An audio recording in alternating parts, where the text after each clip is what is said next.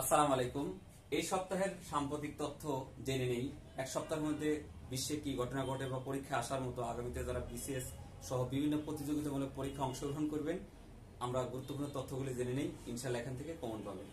এক, Bangladesh national productivity masters plan এর সময়সীমা হলো 2021 থেকে 2030 সাল। 2, ক্রেডিট রেটিং কি?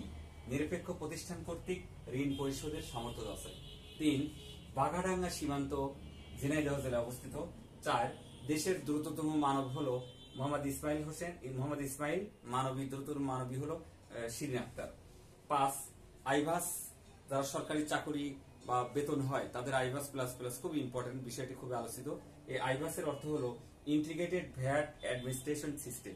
এর সাথে যারা সরকারি চাকরির 3 নম্বর আছে, যারা সরকারকে আয়কর দেন, আমরা জানি বিষয়টি, সেটা 3 নম্বরের পুনরূপ হলো ট্যাক্স পেয়ার্স আইডেন্টিফিকেশন নাম্বার।